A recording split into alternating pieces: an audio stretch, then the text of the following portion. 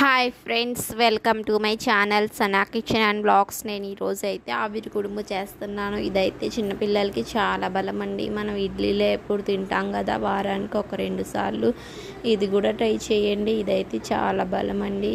ఫస్ట్గా అయితే నేను 2 కప్స్ అయితే మినపప్పు అయితే రాత్రి అయితే నానబెట్టాను. దాంట్లోకి అయితే ఒక చిన్న కప్పు, పావు కప్పు అయితే నేను బియ్యం వేసేసుకున్నాను. ఈ రెండింటిని అయితే రాత్రి అయితే నానబెట్టేసేయండి. పొద్దున్నే అయితే ఇది బాగా అయితే కడిగేసేయండి. దీంట్లో నేనైతే పొట్టు మినపప్పే తీసుకున్నాను. అదే చాలా బలమండి. నేను 75% అయితే పొట్టునైతే తీసుకున్నాను. ఒక 25% అయితే పొట్టునైనా దాంట్లోనే ఉంచేసుకున్నాను. ఇదైతే మిక్సీలో వేసుకొని అయితే కొంచెం గట్టిగానే పిండి అయితే పట్టేసుకోండి.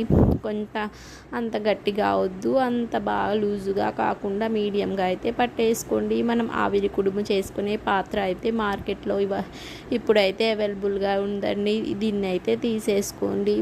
ఇదైతే 250 రూపీస్ 250 300 రూపీసో ఉండిద్దండి. ఇదైతే తీసుకొని మనం ఇడ్లీ పాత్ర లాగే సేమ్ కింద అయితే వాటర్ వేసేసేయండి. దీంట్లోకి అయితే 2 ప్లేట్స్ అవి వస్తాయండి. దీంట్లోకి అయితే ఒక చిన్న క్లాత్ అయితే వేసేసుకొని మన గుంత స్పూన్ ఉండిద్దిగా, దాంట్లో చిన్నపిల్లలకి అయితే ఒకటి వేసుకోండి, సరిపోయిద్ది.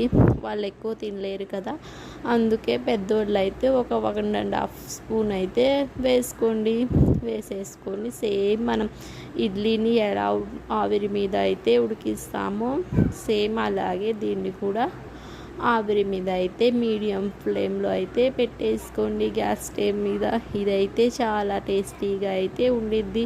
మీరైతే కావాలనుకుంటే కొంచెం ఉప్పు వేసుకోండి. నేనైతే ఉప్పు వేయట్లేదండి.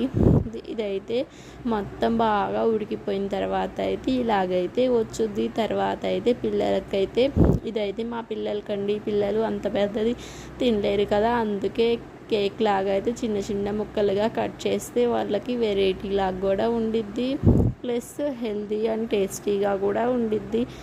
ఇంతేనండి, మనం సింపుల్గా చేసుకునే ఆవిరి కుడుము అయితే రెడీ అయిపోయింది. దీంతో పాటు నేను కాంబినేషన్గా అయితే చట్నీ చేశాను.